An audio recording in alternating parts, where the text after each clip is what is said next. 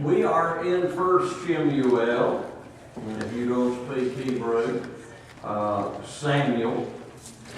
And last week we were talking about the selection of Saul. And I want to back up just a bit and give you a little biblical history. So let's go to chapter 9. In chapter 9, Saul and a servant are out hunting for some lost donkeys. And they decide to go find the man of God. That is one term that is used in the Old Testament to refer to the prophet. But then, as we look at verse 9, formerly in Israel, when men went to inquire of God, he used to say, "Come, let us go to the seer. For he who is called a prophet now was formerly called a seer." Now, the word seer comes from the Hebrew word roek, and it actually means one who receives vision. So, at least that's what many of the early prophets did. Now, the word prophet comes from the Hebrew word nabi, and that word means spokesman. And obviously that is what Samuel is serving as he is God's spokesman to the people at that time. Okay, so Saul encounters him, and Samuel actually gives Saul 3 signs that he is the one that God has chosen to be the first king of Israel. And all 3 of these signs come to pass. But one of them is very interesting. And in chapter 10, the 3rd sign that Samuel gives him, afterwards, verse 5, you come to the hill of God, where the Philistine garrison is. And it shall be, as soon as you have come up there to the city, that you will meet a group of prophets coming down from the high place. This is the first chronological reference we have in Scripture to what is commonly called the school of the prophets. Now, when I say the school of the prophets, by the time we get to 2 Kings, we're going to find out that there are several of these in several locations. Best thing I can tell you to help you understand this, these were communities where these young men apparently would come and study to be prophets. Now, was every one of them inspired? Don't know. I kind of doubt it. But at least some probably coming out of that school were. So, when biblical scholars put one and one and one together, they pretty much conclude Samuel is the one who began these schools of the prophets. Elijah will be head of the schools of the prophets while he is alive. Elisha will be head of the schools of the prophets while he is alive. After their time, as we go into the writing prophets, we leave the oral prophets and we go into the writing prophets, we read much less about them. Although Amos will tell the people when he goes from Judah to Israel to preach, I'm not a prophet and I'm not the son of a prophet. So Amos was a fruit picker before God called him to be a prophet. But this school of the prophets is going to be behind the scenes a very important function in the history of the nation of Israel. And to me, one of the most fascinating things is even after Israel goes into the apostasy of Jeroboam I, more of the schools of the prophets are in Israel than in Judah. What does that say to you? It says to me, God didn't give up on those people. God did not give up on them. He had this visible presence among them, trying to call them back. They didn't heed, but God didn't give up on them. Okay, as we go on in chapter 10, sign number 3 is Saul starts prophesying with the prophets. And he, as the scriptures tell us, then the Spirit of the Lord will come upon you mightily, and you shall prophesy with them, and be changed into another man. And we read in verse 9, God changed his heart. And then in verse 10, the Spirit of God came upon him mightily. Now, the Spirit of God coming on Saul was not just for this event. Saul will retain the Spirit of God until what happens? He rebels against God the first time. And then God will remove his Spirit. Now, think about Psalms 51. One of David's greatest fears is, do not take your Holy Spirit from me. We're going to find out exactly why David feared that. Because David is going to be the individual early on that when this evil spirit comes on Saul, he's the one that is in position that is trying to calm him down. By the way, you've heard the adage, music soothes the savage beast. That actually originated in thought from David playing music for Saul. Music soothes the savage beast. There you go. So, all of this takes place, and Samuel calls everyone together at Mizpah. Why Mizpah? It's one of 3 places where he's been judging Israel from. And so we all come together to Mizpah. Remember, Samuel's getting older, and he draws lots, as they had done for the distribution of the land. And so they draw lots. The lot comes on the tribe of Benjamin. It comes on the family of Kish. And finally comes on Saul. And Samuel's ready to present Saul. And what happened? Saul's not there. Where's Saul? He's hiding out. You know, and looking for a military commander, I don't think the colonel here would really want to follow a general that was hiding with baggage very much. But you do have to kind of admire the guy's modesty. He's the first. Israel's never had anything like this. And honestly, as Saul starts off, he starts off well. I think he's really trying to do the job and do it right. But everybody's not happy to see this. And there are going to be some people mouthing off about Saul and him being unworthy. Well, guess what, people? Don't get into leadership positions if you don't want somebody criticizing you about something.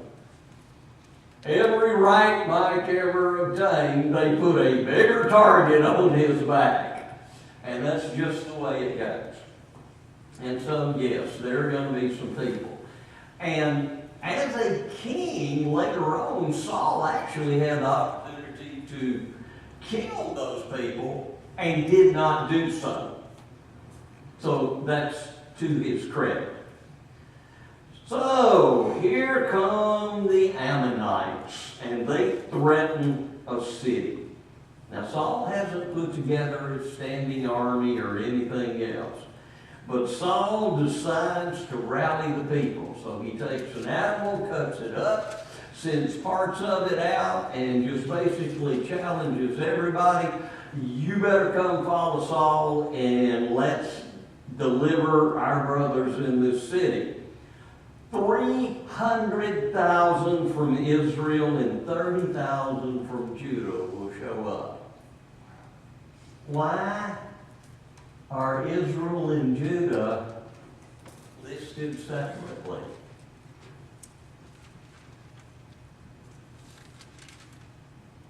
You have any idea?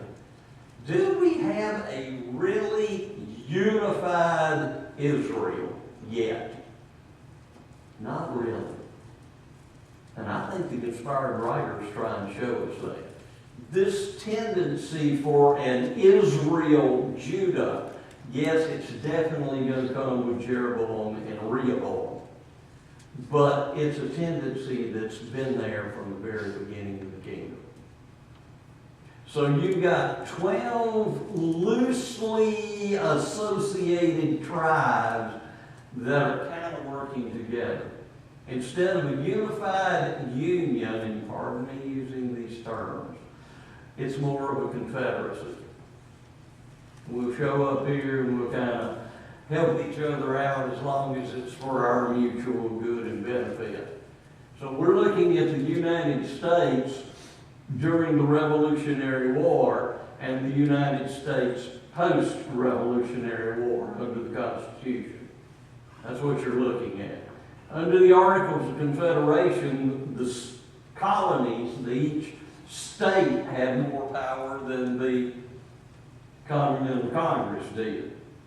And so, still, that's kind of the situation. So these people show up. The children of Israel go out, and they whoop up on their enemy. So this king, like the kings around them, has done what they need. So in verse 15 of chapter 11, all the people go to Gilgal. Now what's important about Gilgal? We talked about that a whole lot in the book of Joshua. It's where they originally crossed, set up camp. Basically, Gilgal was the base of operation for the southern campaign of the conquest of the land. So you're going to a place of very great historical significance, and you're going to make this man king. Where did dear old George Washington become president? Gilgal. No? Missed that. Huh? Yeah. Where did he become president initially? Where was the Constitutional Convention held? Philadelphia. Why was Philadelphia important? They had the Liberty Bell. And that's where the Continental Congress had been set up. You take the important city with an important historical significance and you build on it. You build on it. And that's what the United States did. That's what Israel's doing. Let's go to Gilgal, that important military site for us, and let's make Saul king there. And so the people rejoice. And then we have Samuel addressing the people again. And basically, in chapter 12, Samuel's saying, was I being honest to anybody? Did I take something from somebody I wasn't supposed to take? Wasn't I fair with everybody I dealt with? Samuel's trying to, and realize here's an older man looking back on his career that has kind of somewhat been repudiated because we don't want to judge anymore, we want a king. And so he's saying, did I do anything wrong? Have any of you got anything you can accuse me of? And the answer is? Yes. His son. They don't accuse of that here, though. He is completely vindicated. Nope, we've got nothing against you, Samuel. Now, you're correct about the sons. And interestingly, after that insert that we read about them earlier, we don't hear another word about it. We have no clue what happened. Did Saul drag him into the army or what? So, the people come together, they vindicate Samuel, and they reconfirm the king. But in Samuel's vindication, he gives them a little history lesson. Remember, God sent Moses and Aaron. They delivered you out of Egypt. The people rebelled. And God has now sent you a king that you have requested. Verse 13. Now, therefore, here is the king whom you have chosen. I thought God chose him. Indirectly, they have. Why? They're the ones who asked for it. There's a lesson here, folks. Be careful what you ask for, and you might get it. And oh, did they get it? They were warned. And they were warned. They were definitely warned. And so, Samuel still tells them, you have sinned in doing this. However, I'm going to pray for you. And again, let me emphasize, that is one of Samuel's probably most important functions. He was a prayer leader for them. And he tells them, if you will obey God, even with this king, even with this act of rebellion, God will be with you, God will bless you, God will take care of you, but if you rebel, God will take you and this king out. And it will happen. Not once, but twice. The 10 northern tribes, Israel, will fall to Assyria. The 2 southern tribes, Judah, will fall to Babylon. And both kings will wind up being exiled. And it's interesting to turn. That's what I said. And they're tied to that king because he tells them, both you and the king. Yep. So sometimes the king is going off, but hey, they're going to suffer the consequences. That's right. He says both you and the king. You ask for it, you're going to suffer the consequences of what you've asked for.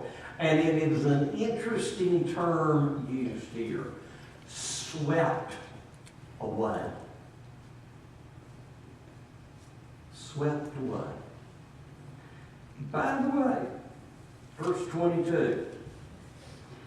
For Yahweh will not abandon his people on account of his great name. Now, we've already emphasized a lot of passages that the name of God is Yahweh.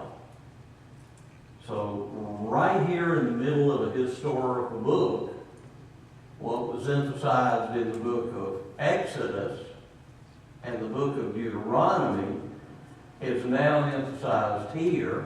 It will be emphasized in Psalms, and it'll especially be emphasized in the second half of the book of Isaiah. God's divine name is Yahweh, not Jehovah. They don't even have a J in Hebrew. And we have a whole bunch of people out here that tell you, we are Jehovah's Witnesses. And usually when I sit down and talk to them, the first thing I say is, if I mispronounced your name continually, would you like that? Well, no, well, does God like his name being continually mispronounced? And then I go on and explain there's no such thing as a J in Hebrew. It is a Y. And so, if you're going to say God's name, say it right. And I know we sing Hallelujah, Praise Jehovah, and I do sing the song. But, I guess it would, Hallelujah, Praise Yahweh would be kind of difficult. But by the way, Hallelujah, there's an abbreviated form of God's name in that very phrase. Okay, chapter 13, verse 1. This is one of the most mangled verses in all the Hebrew Bible. And Lloyd, I love the New American Standard, but this is one the New American Standard muffed. The way it reads, Saul was 30 years old when he began to reign, and he reigned 42 years over Israel. But Paul is going to tell us how long did he rule. 40 years, not 42. And so apparently in the transmission of the text, something got messed up. Probably the best reading of this is Saul was 30 years old when he began to reign, and he reigned 40 years over Israel. And after 2 years, then he began to assemble his standing army and go into verse 2. NIV do it that way, John? No? It says Saul was 30 years old when he can reign over Israel 42 years. So it does the same thing. Bracket, but I can't read what the bracket says.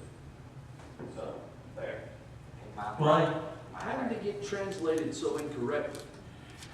Some of the Hebrew letters are so close, the jots and the tittles, the little extra bars, and so that's in part how they think the text was messed up. Plus, like the Greeks, the Hebrews didn't have sentence punctuation. What mine says, brackets, and I just know, got close enough to read it. It says, see the round number in Acts. Hebrew does not have 40, or the word 40. And so Acts is a rounded number. 40 in mine, the 40 spelled out is italicized. All three of the kings reigned 40 years each, didn't they? Well, The first three. Yeah, first three. Yeah. So, probably best translation is 2 years into his reign, he begins to assemble the standing army. Billy, that's the American Standard says Saul was 40 years old when he began to reign, and when he had reigned 2 years over Israel, he chose himself 3,000 men, blah, blah, blah. I found the version that agrees with you. and That wasn't easy. And in my bracket, they just got bracketed in, I don't know, let's just call it a rule of the It says, for when he had reigned 40 years. That's what, and when he had reigned over Israel 2 years, he summoned. That's what Lloyd was just reading. And that is probably the best rendition of this verse. It's not one we're definitely going to lose our souls over if we don't have a full, clear understanding of it. The important emphasis in the first part of 13 is that as Samuel had told him, he starts selecting men and attaches them to him, and these men are a part of a permanent professional army. 2,000 men are attached to King Saul, And we're introduced to a new character, Jonathan. One of the most outstanding people we will ever read about in all the Old Testament. Jonathan has 1,000 members of this standing army. And so Jonathan takes his 1,000 and goes out and whoops up on some Philistines. And that kind of inspires Israel, and so more of Israel comes out. And the Philistines send this gigantic army. Now again, we may have a number problem in verse 5. 30,000 chariots is a lot of chariots. A lot of horses. 3 may be more accurate. Chariots were almost the ultimate weapon of the ancient world. The only disadvantage with a chariot is if you have to fight folks in the hills. Chariots don't work too well on uneven ground and so on. It says that some Septuagint versions and the Syriac version said 30,000. The Septuagint is a translation into Greek of the Hebrew Bible done about 250 years before Christ in Alexandria, Egypt. And there are some noted mistakes in what is called the LXX version. Well, anyway, this humongous Philistine army comes out, and Saul's army kind of starts melting away. Now, if you have not read chapter 10, verse 8, you have no understanding of what is about to take place. In chapter 10, verse 8, Samuel says, "You wait on me 7 days. I will come and offer a sacrifice for you before you go into battle." Saul waits almost the allotted time. And he decides to go ahead and offer the sacrifice. Is Saul authorized to do this? Tony's back there saying, no, no, no. And Tony is right. This was the job of the prophet. And so here is Saul's first big blunder. And he virtually finishes offering the sacrifice, and here comes Samuel. And verse 13, Samuel said to Saul, "You have acted foolishly. You have not kept the commandment of Yahweh your God, which he commanded you. For now Yahweh would have established your kingdom over Israel forever." In other words, you would have been the dynasty that would be Israel.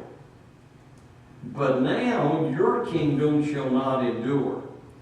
Yahweh has sought out for himself a man after his own heart, and Yahweh has appointed him as ruler over his people, because you have not kept what Yahweh commanded you.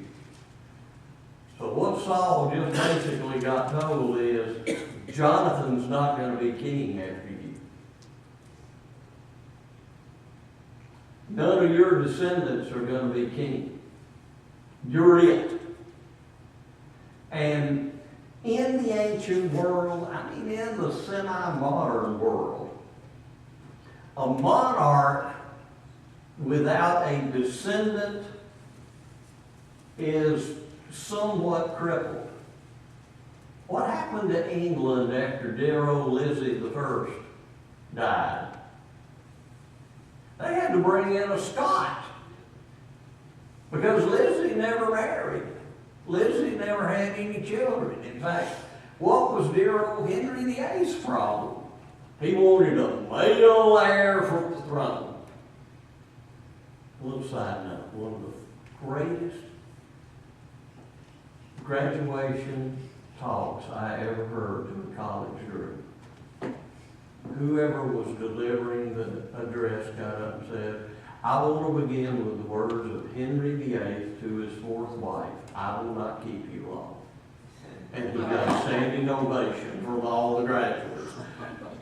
I mean, that's a great way to begin a talk to a bunch of graduates, for sure.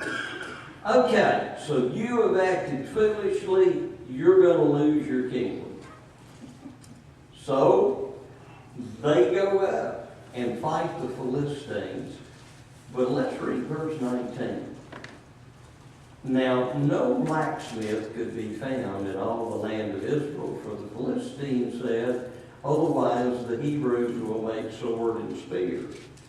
So all Israel went out to the Philistines, each sharpened his plowshare, his mattock, his axe, his hoe. And then he talks about the charge that was placed upon them. Verse 22 says, "So it came about on the day of battle that neither sword nor spear was found in the hands of any of the people who were with Saul and Jonathan." So this is a bunch of farmers going out to fight a professional, well-armed, well-equipped army, and they're going to be fighting them with farm tools. In chariots. Pardon? In chariots. Yeah. Fighting people in They chariots. had chariots, but they didn't have any armor. Israel didn't have. Israel didn't have the chariots. That's the Philistines. Philistines, all right. Yeah, the Philistines had chariots. Okay. Here you are with a hoe gonna fight some dude, chariot with an archer in it. Yeah, that's real good odds. Except, who's gonna fight with Israel? God. And so, to lead off the battle, Jonathan and his armor bearer sneak out toward a group of Philistines. And Jonathan says, if they bid us come up there, that's a sign from God that we need to go fight them. If they don't, that's a sign from God we should. Well, they're bid up there. Jonathan and his armor bearer whip up on these Philistines. It gives the people courage, and the people go out, and they're actually winning the battle. Now, let me say something. Probably a lot of them, the first Philistine he killed, suddenly he had him a brand new sword and a brand new shield that he was using. Because that was very common on the battlefield. If you killed somebody and you needed better equipment than you had, you grab the fellow you just killed's equipment. But Saul does something really foolish. Nobody can eat anything until the end of the day, so we whip these people. Now, Mike, what happens to an army that doesn't eat?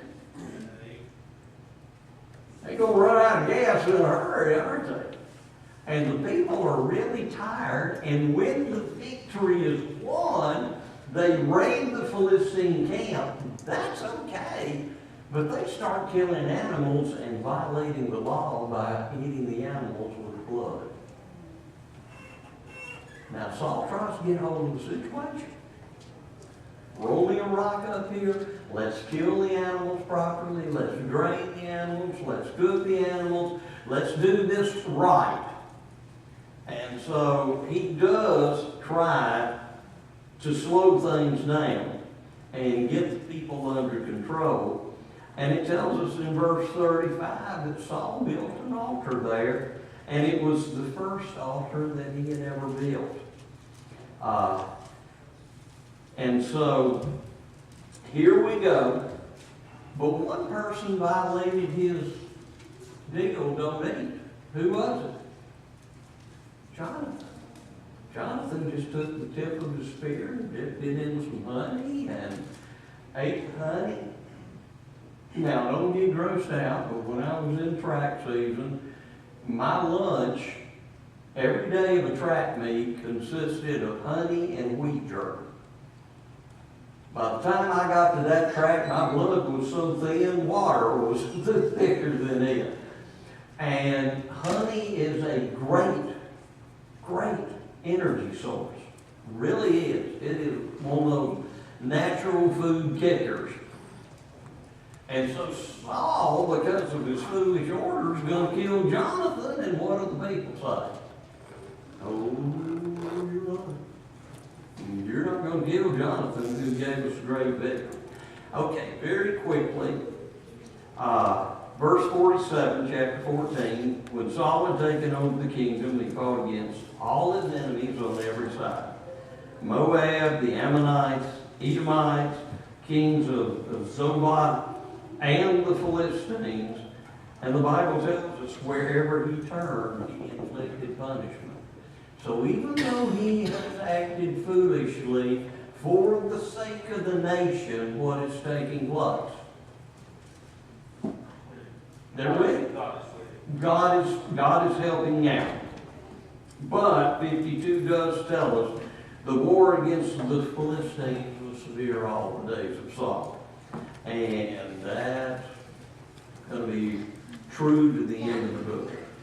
All right. The Lord's willing, next week we'll pick up with chapter 15. And in our study, Lord's willing, next time we're actually going to begin to be introduced to another very